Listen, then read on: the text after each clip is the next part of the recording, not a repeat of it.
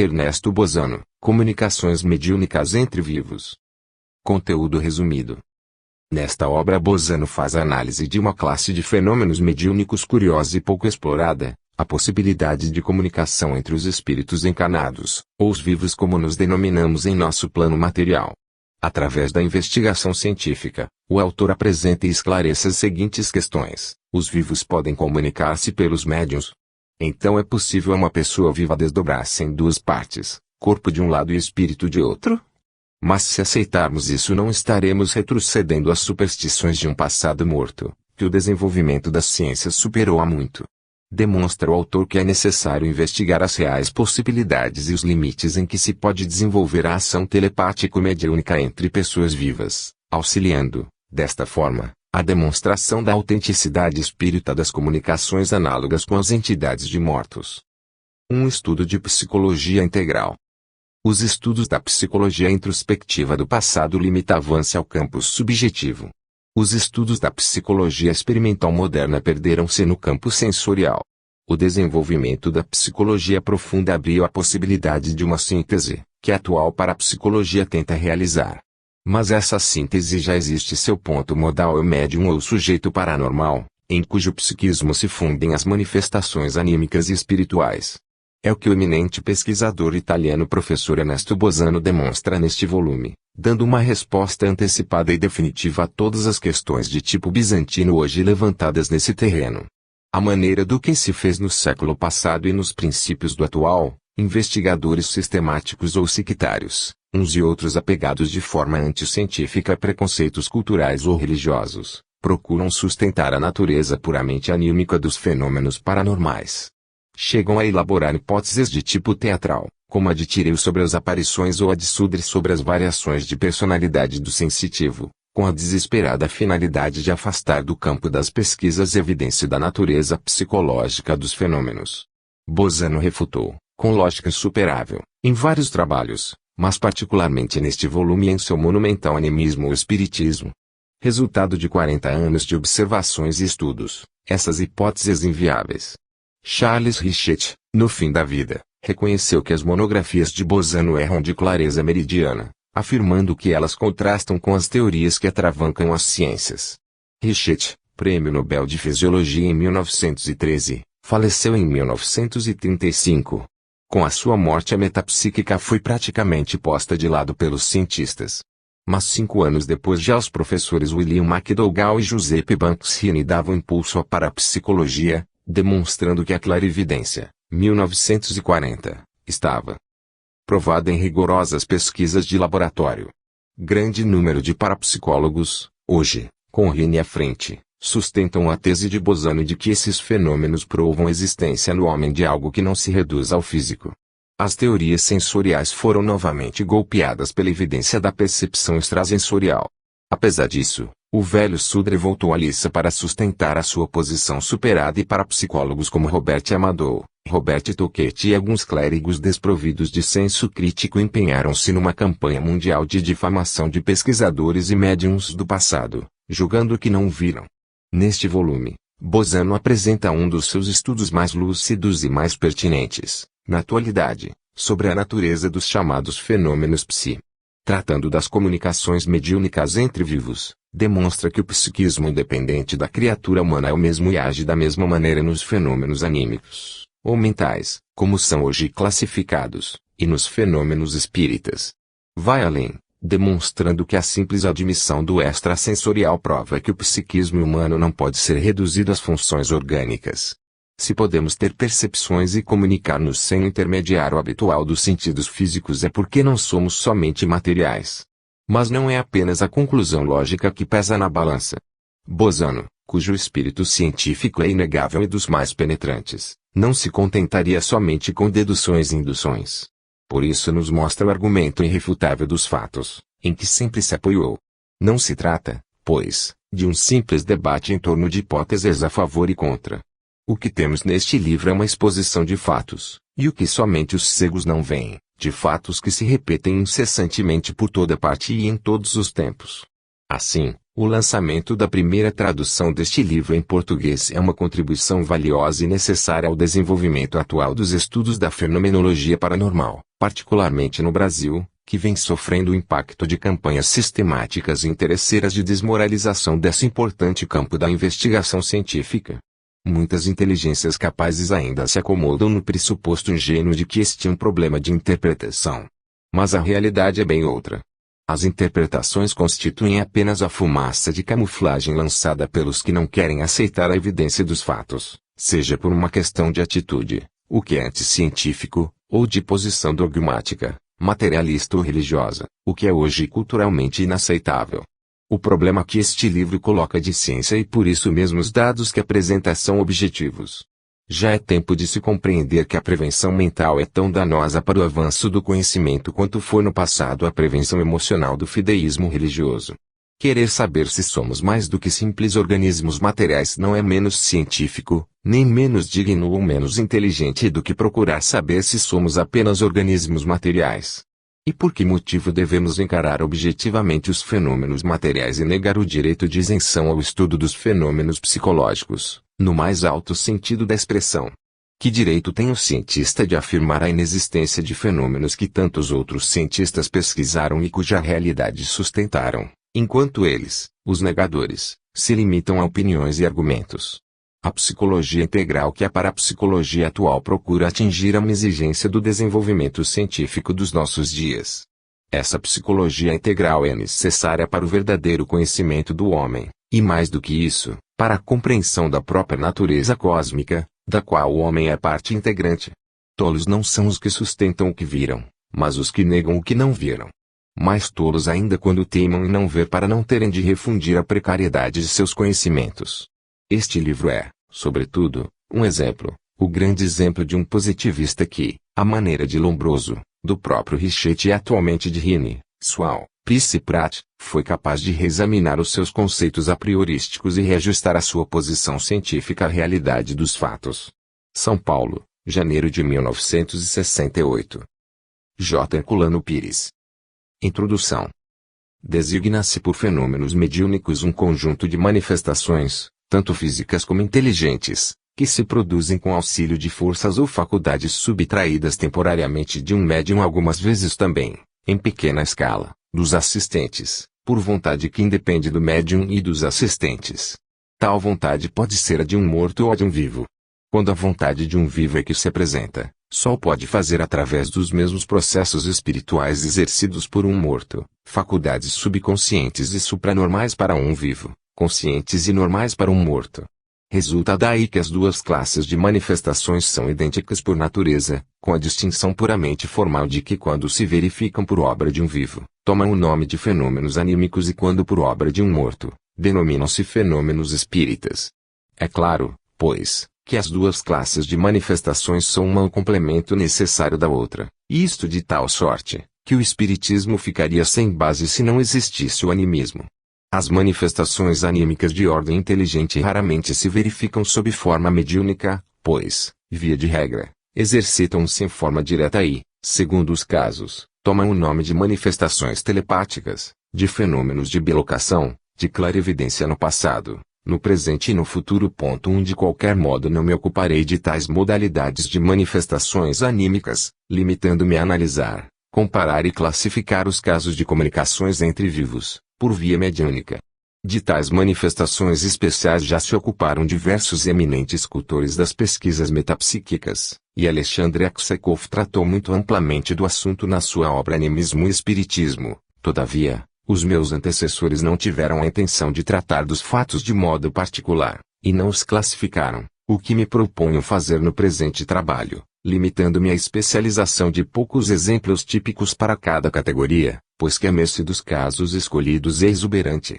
Advirto, também, que a classificação dos casos em exame apresenta a dificuldade de neles se encontrarem, muitas vezes, incidentes de diversas categorias, por isso me cinjo ao critério de classificá-los levando em consideração a característica mais relevante de cada um.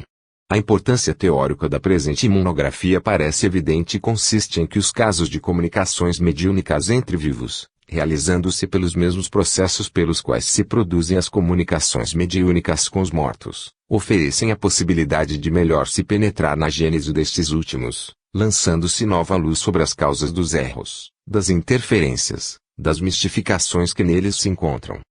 Primeira categoria: mensagens experimentais no mesmo aposento. Os exemplos compreendidos na presente categoria só representam um grupo de episódios pertencentes à classe dos fenômenos de transmissão e leitura do pensamento, mas lembremos que aqui são relatados naquilo em que diferem dos episódios comuns pela circunstância de a transferência e a leitura do pensamento se realizarem mediunicamente, ou seja, com auxílio da escrita automática, dos movimentos de uma mesa ou ainda de pancadas na madeira de algum móvel, e assim por diante. Para este grupo de fatos o caso clássico por excelência é ainda o do reverendo Neonion, publicado originalmente no Vol. 3 dos Proceedings of the Society for Psychical Research, Pags. 323, posteriormente narrado por Myers em sua mais importante obra. 2 Sendo ele mais amplamente citado em várias outras obras metapsíquicas, abstenho-me de repeti-lo aqui, limitando-me a recordar que o reverendo Neonion fazia experiências com a própria esposa, sentado na mesma sala, a 8 pés de distância da mesma, de costas voltadas um para o outro. Escrevia-lhe as perguntas que desejava transmitir mentalmente à sensitiva e esta apoiava a mão sobre a prancheta e as respondia imediatamente, antes mesmo que o experimentador tivesse tempo de escrevê-las. As respostas eram sempre correspondentes às perguntas e se referiam, na maior parte dos casos, a coisas ou assuntos desconhecidos dela, mas conhecidos do experimentador, salvo uma vez em que a resposta se referiu a uma informação ignorada também pelo experimentador, mas, em tal caso, era conhecida de outra pessoa presente, a qual escrevera a pergunta e fizera o reverendo Neonion lê-la. Um ensino importante a extrair-se das experiências em questão consiste na circunstância de que, quando o experimentador se mostrava muito exigente, insistindo em perguntas demasiadamente complexas para a capacidade de percepção subconsciente da sensitiva, as respostas recebidas, conquanto em perfeito acordo com as perguntas, eram inventadas do princípio ao fim. Assim, por exemplo, tendo o reverendo Neonion, que pertencia à maçonaria, pedido à sensitiva para transcrever-lhe a prece maçônica em uso para a promoção ao grau de mestre, a prancheta escreveu instantaneamente, com vertiginosa rapidez, longa prece em tal sentido na qual havia reminiscências maçônicas, mas que, no todo, era uma invenção fantástica. Ora, tais espécies de mistificação e experiências de transmissão do pensamento, por algum processo mediúnico, são muito interessantes, devido a uma analogia que apresentam com as correspondentes interferências mistificadoras, que frequentemente se obtém nas comunicações mediúnicas genuinamente espíritas. Dir-se-ia que as excessivas insistências de parte do indagador, tendo por efeito determinar nas personalidades mediúnicas uma tensão excessiva da vontade, com relativa dispersão do fluido mediúnico e consecutivo enfraquecimento do controle psíquico, abrem caminho ao extrato anírico subconsciente, o qual, emergindo, continua a seu modo a comunicação em curso, determinando uma ação de sonho. De outro ponto de vista, dever-se-ia dizer que, do mesmo modo, a emergência de mistificações do inconsciente, nas experiências de transmissão e leitura do pensamento, nada retira do valor teórico dos escritos genuinamente espíritas. E, de qualquer modo, convém notar que as mistificações espíritas encontram análogo fato nas mistificações anímicas, o que se traduz em um primeiro ensinamento instrutivo retirado da análise comparada dos fatos, de que nos utilizaremos no devido tempo. Como complemento do assunto, convém observar que há exemplos de mistificação espírita que, conquanto explicáveis pela hipótese da emergência do extrato anírico subconsciente, contudo poderiam ter, na realidade, uma origem diversa. Observação esta que encontra uma curiosa ilustração no seguinte trecho de um diálogo mediúnico que extraio das conhecidíssimas experiências do professor Oshorowicz, com a médium senhorita Tonksic. O professor Oshorowicz se dirigiu à personalidade mediúnica, perguntando-lhe, p. Existias antes do nascimento da grande Estásia 3, isto é, da médium. R. Sim, mas não me deves fazer semelhantes perguntas se não quiseres que eu te responda com mentiras. Gostaria de revelar-te tudo, mas não é permitido fazê-lo. P. Por quê? R. Não me perguntes. Provavelmente porque, se nós revelássemos tudo, provocaríamos no mundo uma revolução social demasiadamente violenta. Análise de Ciências Psíquicas, 1909, pág. 201. Como se vê do diálogo acima, a personalidade mediúnica declara, explicitamente, que se quiser saber demais ela se livrará logo de apuros com mentiras. Resposta curiosa e desconcertante, apesar da notória correção da personalidade em questão, a qual adverte o interrogador do que o espera se ele não desistir dos seus propósitos excessivamente inquisitoriais. Tal resposta explicaria muitas coisas e resolveria muitos casos desconcertantes do mediunismo teórico, conquanto tivesse de ser explicada por seu turno, visto que não se poderia compreender a necessidade de recorrer a mentiras, quando em tais circunstâncias bastaria responder do modo pelo qual o fez a pequena Astásia, isto é, observando que não era permitido responder a perguntas indiscretas.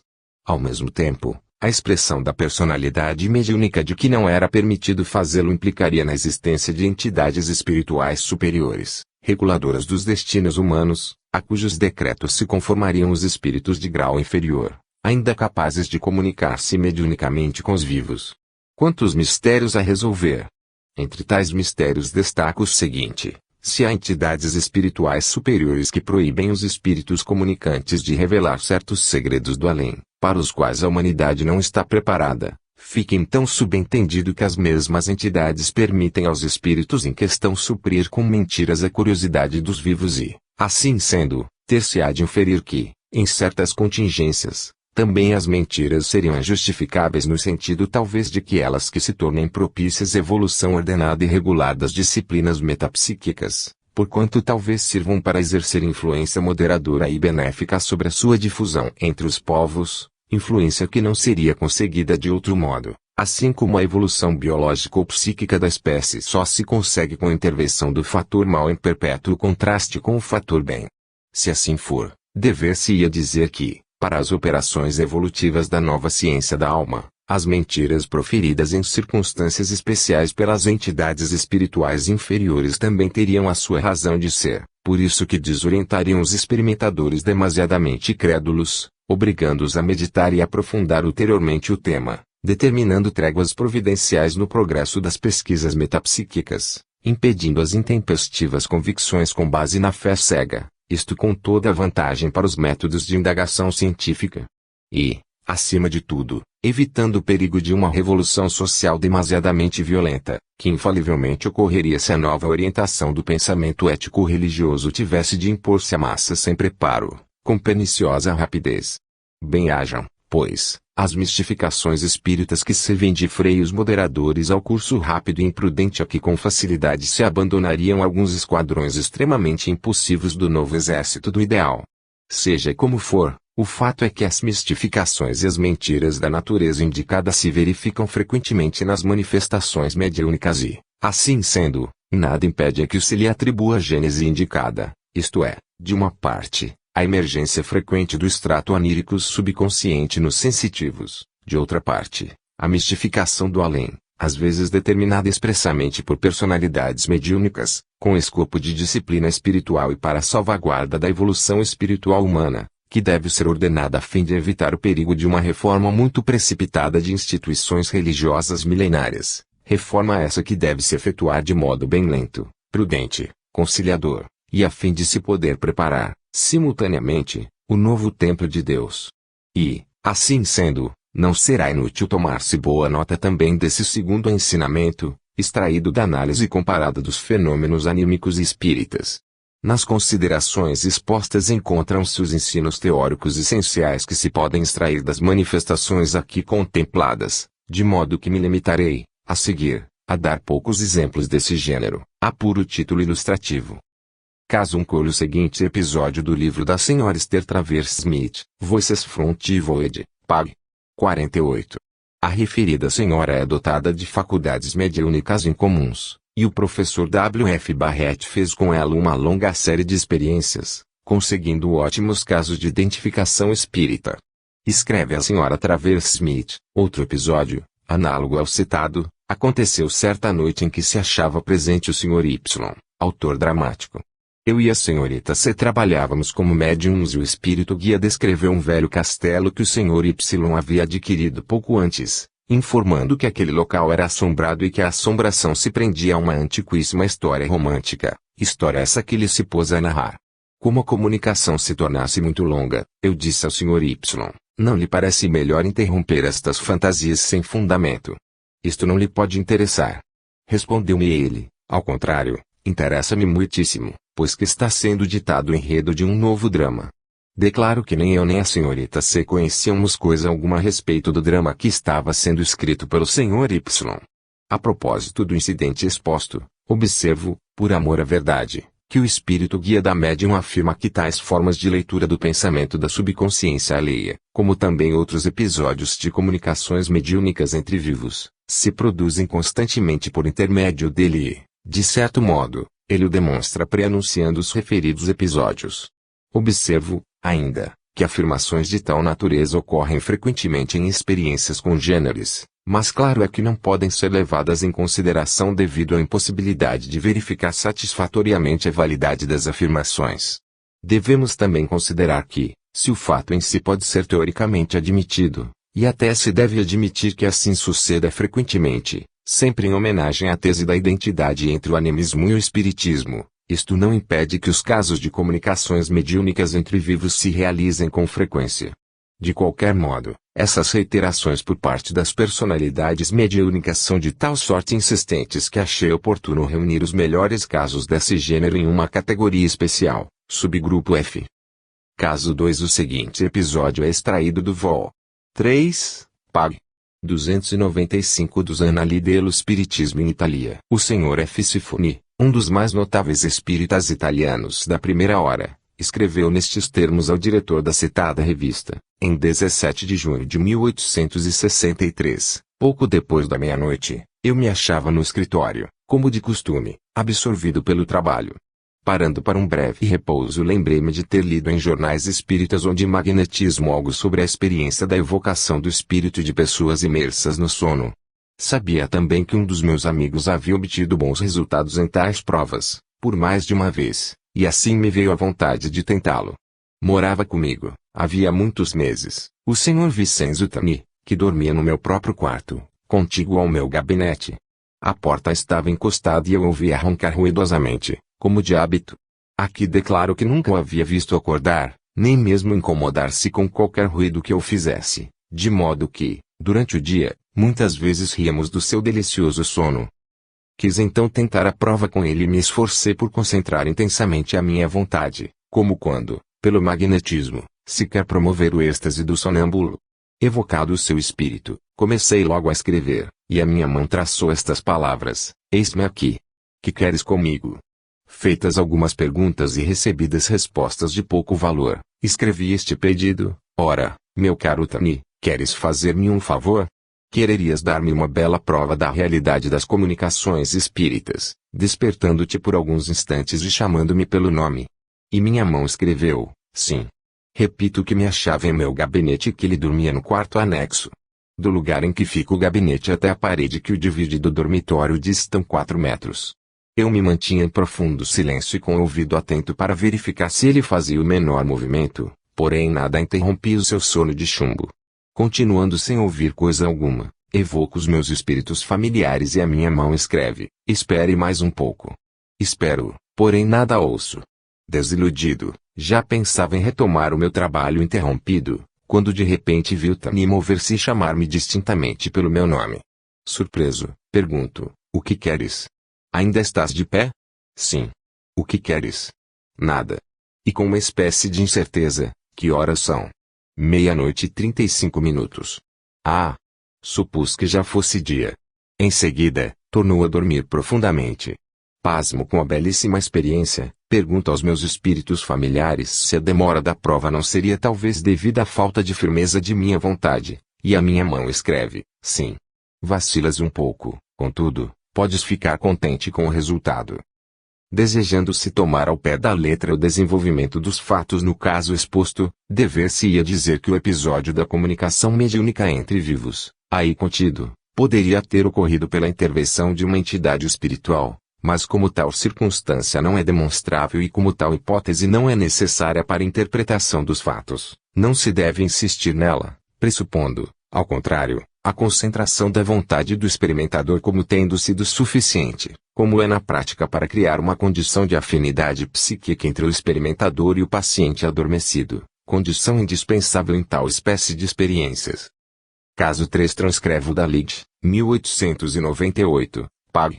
375, e digo que se trata de um caso muito instrutivo de vontade sugestionante de lucidez desenvolvida em uma distinta escritora norte-americana. O narrador é o Sr. Harrison D. Barrett, diretor de Banner of Light e presidente da National Spiritualist Association dos Estados Unidos da América do Norte. É longo relatório e, conquanto o incidente que nos interessa esteja em curto parágrafo, decidi-me a relatar um longo trecho, dado o valor teórico que os fatos apresentam. Escreve o Sr. Barrett, trata-se de uma jovem senhora a quem o relator teve a honra de ser recentemente apresentado. Nela se desenvolvem espontaneamente faculdades de clarividência, sem que conhecesse coisa alguma do que a propósito ensina o ocultismo. Em grau menor existem as mesmas faculdades em 2 outros membros da família, porém como os sentimentos destes últimos são contrários a tal sorte de manifestações, eles as reprimem sistematicamente. É costume da senhora projetar as suas faculdades perceptivas em direção à irmã e ao irmão que residem nos Midlands e assim procedendo ela os percebe nas situações em que se acham na ocasião, situações essas que depois lhe são confirmadas em cartas. Uma vez viu seu cunhado subindo numa escada a pregar na parede uma série de pregos nos quais dependurava outros tantos quadros. O fato a surpreendeu porque ela sabia que o seu cunhado não possuía os quadros que estava vendo, mas quando lhe escreveu veio a saber, pela resposta, que realmente ele estava colocando na parede os mesmos quadros que ela vira, quadros que obtivera em virtude de um legado. Por meio da sugestão mental conseguiu que um membro da família interrompesse uma carta que estava escrevendo, a pusesse de lado e escrevesse outra carta que ela ditou mentalmente. E ele escreveu até o fim a segunda carta, meteu no envelope, pôs o endereço e selou, depois voltou a escrever a carta que havia interrompido. Tudo isso ocorreu sem a troca de uma única palavra e só 3 horas depois é que revelou tudo ao seu parente, o qual ficou um pouco contrariado e pediu que lhe fosse devolvida a carta que ela lhe havia ditado por sugestão, mas era tarde porque já fora posta no correio. Quando projeta suas faculdades perceptivas à distância ela pode influenciar as pessoas visualizadas, transmitindo-lhes os próprios pensamentos ou sugerindo-lhes a prática de uma determinada ação. Assim, por exemplo, ela lhe sugere que a venha visitar numa hora pré-estabelecida, o que nunca se deixa de realizar. Quando transmite ordens mentais, percebe os pensamentos das pessoas com as quais está em afinidade, como se conversasse de viva voz com elas, mas não fica certa do êxito da experiência enquanto não se verifica a ação sugerida. A projeção das suas próprias faculdades perceptivas em direção ao paciente determina um circuito de retorno que reage sobre ela e, dessa forma, é informada do êxito da experiência. Quando deseja comunicar-se com pessoa de longe, começa por suprimir qualquer relação com o ambiente exterior, fechando os olhos e sobrepondo-lhes as mãos. Depois concentra intensamente o pensamento sobre a pessoa que deseja ver, evitando rigorosamente deixar-se colher pela mínima distração. Se pensar no ambiente em que se acha a pessoa que deseja ver ou em coisas que a mesma lhe sugere, falhará a experiência. Algumas vezes atinge o alvo imediatamente, outras vezes tem que sustentar a prova por uns 20 minutos. Enquanto não vê a pessoa visualizada, abstém-se de transmitir a mensagem e, quando o fato se realiza, sente-se na presença da pessoa. Algumas vezes tem tentado tocá-la e a ver reagir imediatamente. Em geral as pessoas sobre as quais projeta o pensamento tomam conhecimento de sua presença ou pelo menos pensam nela. Ela não distingue o ambiente em que se acha a citada pessoa a menos que se proponha a vê-lo como também não percebe a paisagem que tem de atravessar para chegar à pessoa visualizada. Com respeito a esta última circunstância o relator obteve dela a promessa de tentar visualizar os detalhes das paisagens interpostas de caminhos percorridos, pessoas encontradas, etc. O esforço que ela faz nessas circunstâncias esgota sensivelmente e algumas vezes sente dor de cabeça. Vivendo só, procura a companhia dos parentes, recorrendo às suas faculdades de vidente, as quais desenvolveu tanto que agora funcionam espontaneamente, sem intenção alguma de sua parte. Ocorreu-lhe isso algumas vezes enquanto guiava a sua caleça, o que se torna um inconveniente muito sério, porque durante esse estado fica inconsciente do ambiente que a cerca, de modo que por 2 vezes o cavalo se desviou, indo esbarrar na cerca da estrada, onde ela caiu, despertando-se bruscamente para a vida normal, de forma bem pouco agradável. Ela é de opinião que em tais condições de clarividência realiza-se a projeção à distância de seu próprio duplo, e isto porque vê o seu próprio corpo deitado no divã. Além disso, distingue repetidas vezes os duplos de outras pessoas vivas, algumas das quais vinham visitá-la em seu quarto, como também distingue e comunica-se mentalmente com pessoas mortas, separando facilmente os fantasmas de vivos e de mortos pelo grau diverso de densidade com que lhe aparecem. Os fantasmas dos vivos são muito mais densos do que os dos mortos. Ela conserva a lembrança de suas experiências, conquanto se realizem evidentemente durante uma segunda condição de sensitiva. Este é o mais interessante caso referido pelo diretor da revista Banner of Light, que o comenta brevemente, nas seguintes palavras: este caso demonstra, de modo absoluto, que o controle mediúnico consiste na transmissão telepática do pensamento e não em uma encarnação temporária do espírito comunicante no organismo do médium. O mesmo se diga dos fenômenos de obsessão e possessão, que, baseados no caso exposto, deveriam ser considerados como determinados pelo fato de o paciente ser dominado por uma ideia. Quer dizer que a mente do paciente, achando-se temporariamente em condições de ideação negativa, torna-se fácil presa de uma ideia sugestionante de origem extrínseca, ideia essa que pode dominá-lo e obsediá-lo, degenerando numa representação monoideística. Este caso demonstra também que a chamada presença de um espírito não implica, de modo algum, a ideia de que ele se ache efetivamente presente. Antes, a uniformidade das leis naturais tenderia a fazer presumir que as manifestações espíritas sejam consequência de uma projeção de força ou de pensamento da entidade comunicante, conforme se verifica no caso exposto. Estas são as considerações racionais e instrutivas que o relator faz do interessante caso referido, cujo valor técnico é notabilíssimo, não porque encerre modalidades novas de manifestação, mas pelo desenvolvimento completo que nele assumem alguns episódios. E, para começar do incidente que diretamente nos interessa, não se pode negar que o fato de conseguir-se, pela transmissão do pensamento, que uma pessoa interrompa uma carta que estava escrevendo, a fim de começar outra que lhe é ditada por uma vontade extrínseca, sem que a pessoa sugestionada tenha conhecimento de se haver tornado instrumento passivo em mão de outrem, não se pode negar, repito, que um completo incidente de tal natureza seja um tanto raro nos anais dos fenômenos magnéticos e hipnóticos. Recordo apenas um episódio semelhante ao narrado, o qual se encontra no livro do professor Flournoy, Spirits et Mediums, pag. 90. Neste, a senhora Preu sonha que está fazendo uma visita à sua amiga, a senhora Zora, dotada de mediunidade escrevente, e que lhe faz certo discurso. Em tal momento, a senhora Zora, que acabava de levantar-se e estava absorvida no trabalho, é tomada por um impulso de escrever automaticamente e, assim procedendo, manifesta-se-lhe a sua amiga a senhora Preu, que lhe dita longo discurso, idêntico no conteúdo, se não na forma, ao discurso do sonho. Do ponto de vista do paralelismo entre os fenômenos anímicos e espíritas, tais episódios são altamente sugestivos porque valem para tornar mais inteligíveis as modalidades em que se realizam as comunicações com os mortos, pois que, se a vontade de um vivo pode ditar mentalmente uma carta, palavra por palavra, servindo-se do cérebro e mãos de outrem, ou pode transmitir à distância o conteúdo de um longo discurso, nada impede que se acolham, como legítimas e verdadeiras, as explicações dadas em tal sentido pelas personalidades dos mortos, que afirmam transmitir as suas mensagens agindo telepaticamente pela sua vontade sobre o cérebro dos médiuns. Destaco ainda as seguintes passagens: quando transmite ordens mentais, ela percebe os pensamentos das pessoas com as quais está em relação, como se estas conversassem com ela, de viva voz. E mais adiante, geralmente as pessoas sobre as quais projeta o seu pensamento têm consciência de sua presença, ou pelo menos pensam nela. E por fim, ela é de opinião que em tais condições de clarividência realiza-se a projeção, à distância, do seu próprio duplo, isto porque ela vê o seu próprio corpo deitado, inerte, no divã. As passagens citadas nos levam a presumir que, na sensitiva em questão, as faculdades de transmissão telepática do pensamento se alternam muitas vezes com os fenômenos de bilocação ou projeção à distância do seu corpo fluídico.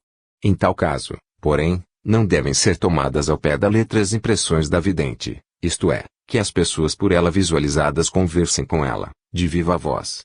Tais pessoas, indubitavelmente, não se portariam desse modo, pois que não existem exemplos de tal natureza em toda a casuística do gênero, Conquanto seja verdade que as pessoas que recebem um impulso telepático, muitas vezes se tornam conscientes de uma presença ou pensam na pessoa que, naquele momento, se acha em relação psíquica com elas. Portanto, deve-se presumir que as conversações de que se trata ocorrem entre as personalidades integrais subconscientes dos protagonistas e, como isso não faz diferença para os videntes, os quais desenvolvem os seus diálogos com as pessoas visualizadas, é natural que neles se produza a ilusão de uma conversa de viva voz, ilusão ou alucinação tão viva e infalível que constitui a regra em tais experiências, e o próprio William Stanton Moses a ela se sujeitava. Este, certo dia, resolveu pedir explicação a tal respeito ao seu guia imperator e isto por ocasião de um incidente desse gênero, em que ele estava convencido de ter conversado de viva voz com pessoas distantes, que vira num cortejo fúnebre. Perguntou ele, em tais circunstâncias, do desdobramento fluídico, poderia tornar-me visível aos presentes? Imperator respondeu, não estarias visível a olhos humanos, se bem que a presença de teu espírito pudesse impressionar a mente de alguns dos presentes que pensassem em ti, como dizeis vós outros. Muitas vezes isto se verifica por efeito da vontade dos espíritos que atraem o pensamento das pessoas com as quais se acham em relação. Referindo-me ao teu caso, observo que, como no cortejo não havia pessoas com as quais estivesses vinculado espiritualmente pela lei de afinidade, não terias podido tornar-te visível, mesmo que nós houvéssemos desejado. Afirmas ter dirigido a palavra a alguém no cortejo, recebendo resposta, mas em verdade exercitaste as faculdades espirituais de transmissão e leitura do pensamento, faculdades de que se serviam os espíritos para conversar entre si. Estavas em condições transitórias de desencarnado e por isso exercitaste as faculdades espirituais que em raras circunstâncias são exercitadas também pelos vivos em forma de clarividência. Em conclusão, não conversaste realmente com pessoa alguma, porém não deixa por isso de ser verdade o que afirmas. William Stanton Moses, Spirit Teachings, segunda série, Pag. 85. Tal foi a resposta de Imperator e parece-me que com isso se chega a explicar satisfatoriamente em que consiste a ilusão dos clarividentes em tais circunstâncias. Eles conversam telepaticamente com a personalidade integral da pessoa visualizada, e a sua condição de espírito encarnado faz com que caiam na ilusão de conversar humanamente, isto é, de viva voz. Termino, notando que a vidente em questão, além de ver à distância as pessoas com as quais estava vinculada por relações afetivas, e além de perceber o pensamento de tais pessoas e lhes transmitir seus próprios pensamentos e a sua vontade, distinguia também os seus fantasmas desdobrados, como, por outro lado, percebia os fantasmas dos mortos, separando uns dos outros pela densidade diversa dos seus corpos etéreos.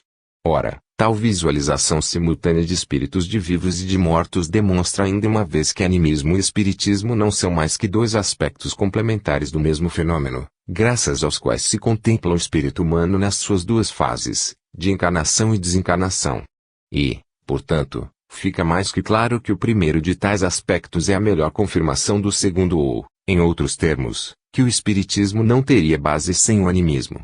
O caso em apreço demonstra também que as faculdades supranormais, graças às quais os sensitivos percebem a distância, distinguem e conversam com entidades espirituais de vivos e de mortos, são as mesmas faculdades espirituais que os mesmos sensitivos exercerão normalmente depois de passarem pela crise da morte, faculdades existentes e pré-formadas, em estado latente, nos recessos da consciência, à espera de emergirem e se exercitarem num ambiente espiritual. Assim como as faculdades de sentido terreno existem pré-formadas, em estado latente, no embrião humano, à espera de emergirem e se exercitarem no ambiente terreno.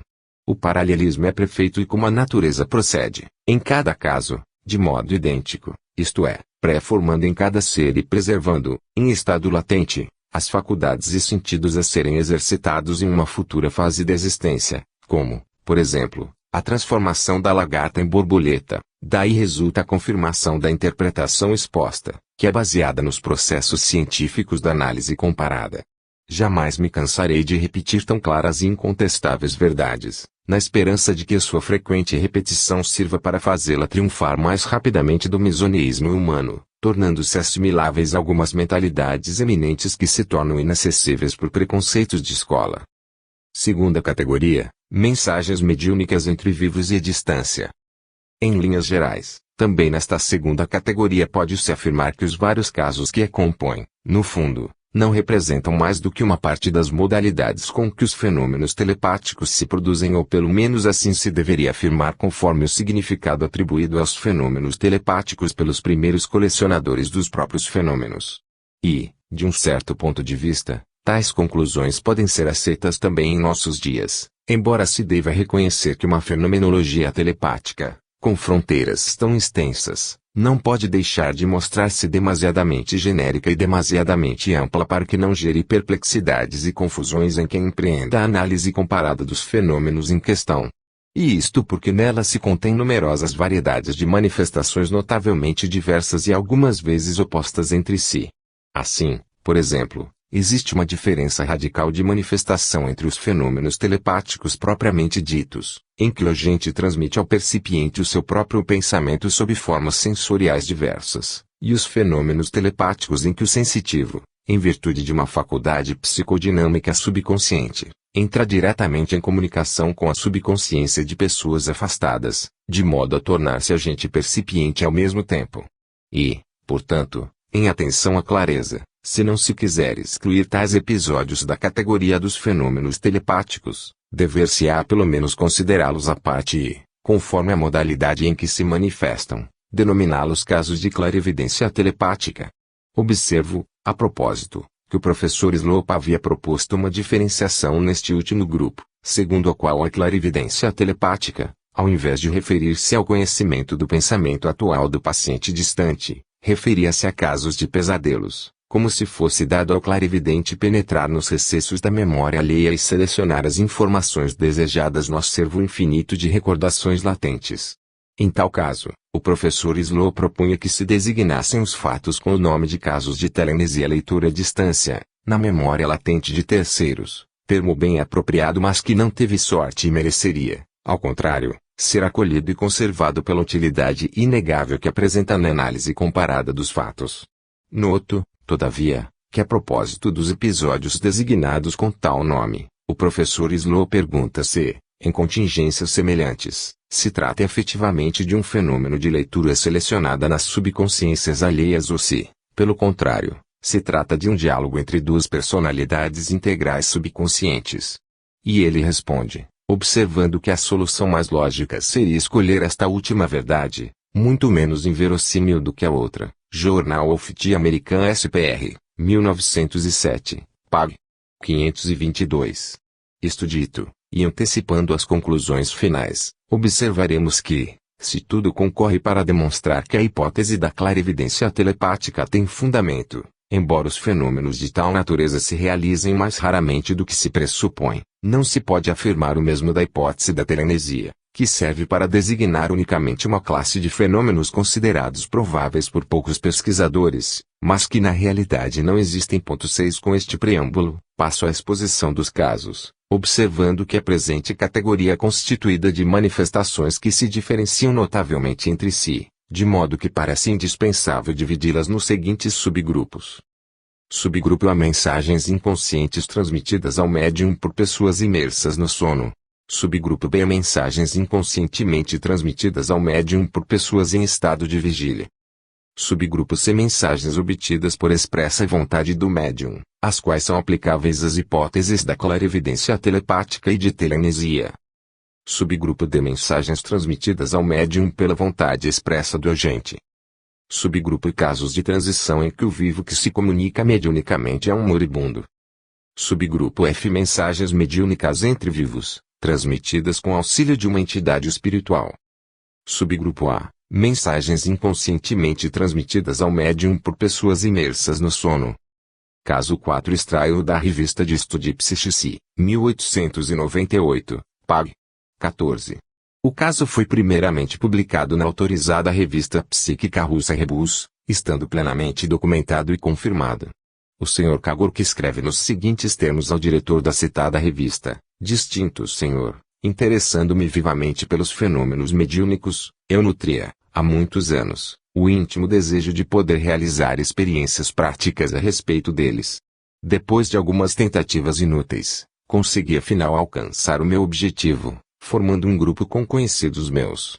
Não obtivemos manifestações físicas, mas, em compensação, desenvolveu-se entre nós um excelente médium psicógrafo, com o qual conseguimos manifestações interessantíssimas. E eis que, depois de um mês de experiências, deu-se um caso muito semelhante ao narrado em seu opúsculo. Manifestou-se o espírito de um irmão ausente. Nossa família compõe-se de minha mãe, do baixo assinado, de minha irmã e de um irmão mais velho, o qual, por força de seu emprego, achava-se em viagem numa das mais remotas cidades da Sibéria. Como tínhamos necessidade da certidão de batismo de minha irmã, a qual não fora localizada entre os papéis de família, dirigimos uma carta ao nosso irmão, perguntando-lhe se, por acaso, a teria posto em algum lugar, mas passaram-se dias sem chegar qualquer resposta. Telegrafamos-lhe então, e o nosso telegrama ficou sem resposta. Entretanto, aproximava-se o dia em que era de absoluta necessidade apresentar às autoridades competentes o documento ansiosamente desejado.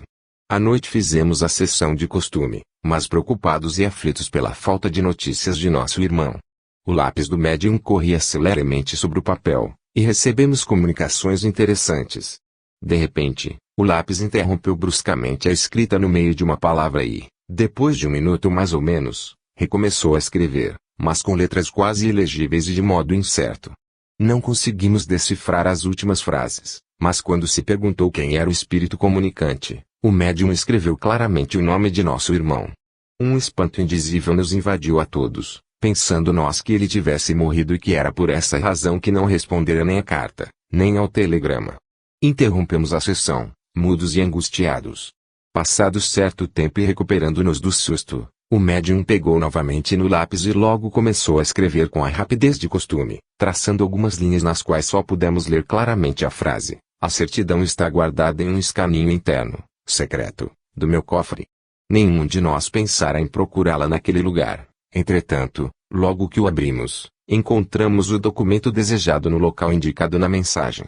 Mais do que nunca amargurados e abatidos, pois achávamos que a comunicação viera mesmo de nosso irmão e que este não se achava mais entre os vivos, interrompemos a sessão e nos dirigimos para o nosso quarto, tristíssimos, com os soluços na garganta.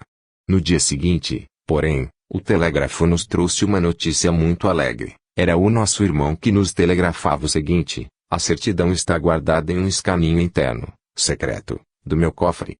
Alguns dias após recebemos uma carta que nos esclarecia tudo. Tendo ele voltado para casa certa noite, justamente na noite da famosa sessão, fatigado e aflito por não nos ter podido escrever, chamou um criado, mandou passar o telegrama mencionado e depois, vencido pela fadiga, deitou-se e caiu em profundo sono. As preocupações da vigília o acompanharam no sono e ele sonhou que viera pessoalmente nos dar a desejada resposta, o que serviu para acalmá-lo. Tal sonho lhe ficara tão fortemente impresso na memória, que no dia seguinte tinha quase firme a convicção de que havíamos obtido, naquela mesma noite, a preciosa notícia.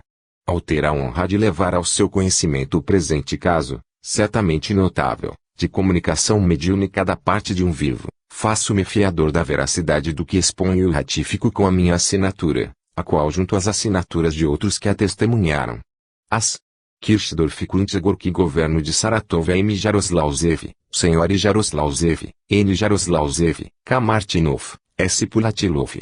Para explicação do caso exposto, a única hipótese que se poderia contrapor a que seja considerado um genuíno caso de comunicação mediúnica entre vivos seria pressupor que as faculdades supranormais do médium tivessem descoberto, pela clarividência direta, telenesia, o documento escondido no escaninho secreto. Porém tal hipótese fica excluída pela circunstância de ser a frase, pela qual foi mediunicamente indicado o lugar em que se achava o documento, idêntica a outra frase telegrafada pelo irmão, o que demonstra que o autor do telegrama foi também o agente no caso telepático mediúnico, conclusão resolutiva que fica ulteriormente demonstrada pela circunstância de ter seu irmão deitado apreensivo por não ter podido escrever para casa. Estado de alma que indubitavelmente serviu para determinar o fenômeno de transmissão telepático-mediúnica durante o sono, o que também ficou provado pela outra circunstância de ter o dito irmão sonhado que fora em pessoa dar a informação tão ansiosamente esperada. Isto estabelecido, resta comparar o episódio do ponto de vista da análise comparada de comunicações mediúnicas entre vivos e das comunicações análogas com os mortos. Assim, observo a circunstância de ter o médium interrompido bruscamente, no meio de uma palavra, a mensagem espírita que estava recebendo, para começar outra, de uma entidade viva, e observo porque nas comunicações mediúnicas com os mortos, encontram-se frequentemente interrupções análogas com intromissão de outras personalidades espirituais.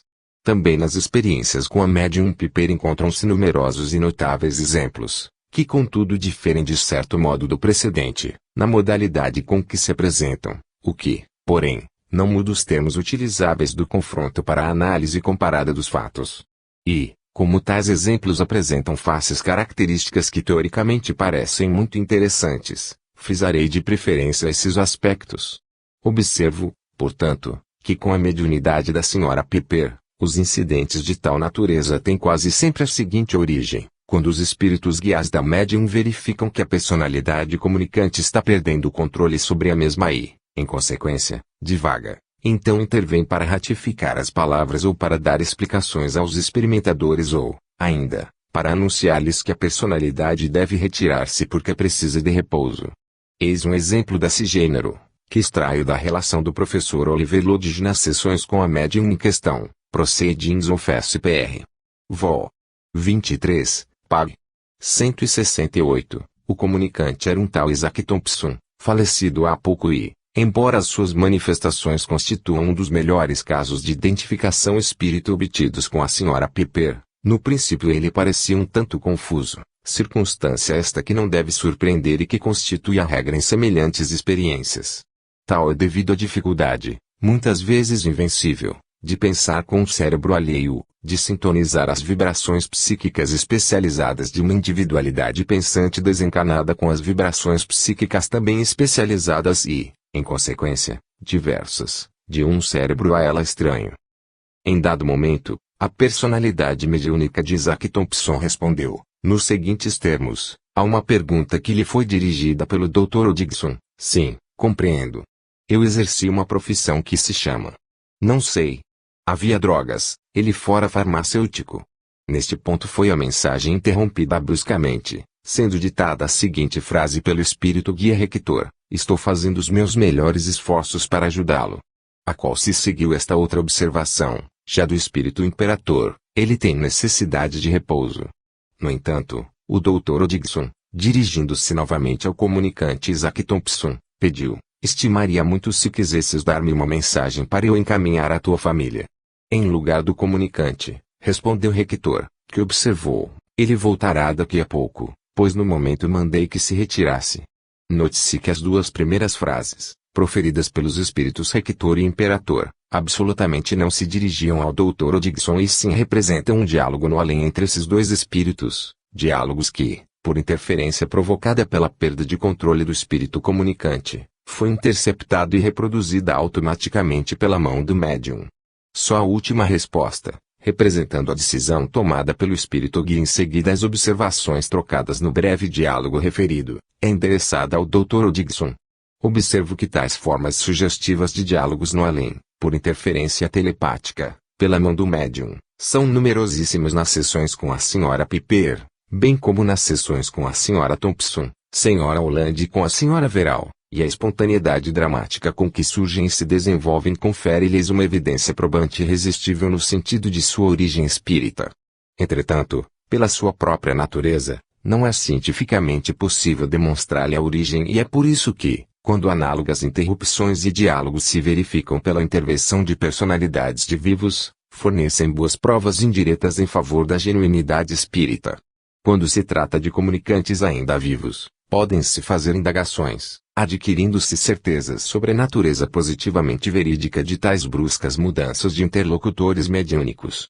Daí a inevitável inferência que, se assim é quanto às manifestações dos vivos, dever-se-ia concluir no mesmo sentido, também para a manifestação de mortos. Quer isto dizer que, em circunstâncias análogas de intervenções bruscas de entidades espirituais estranhas à comunicação em curso, dever-se-ia presumir que tais entidades, por sua vez, sejam genuinamente espíritas, e isso toda vez que haja provas colaterais adequadas em favor da identidade pessoal do morto comunicante naquele momento.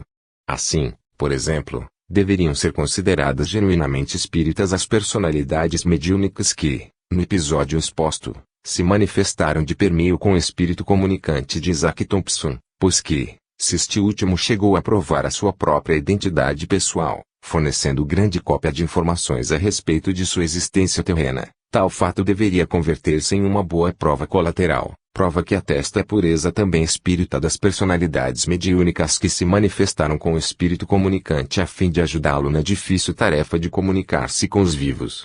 E, ao contrário, segundo a opinião de alguns eminentes psiquistas, tais personalidades deveriam ser consideradas puramente sonambúlicas e efêmeras.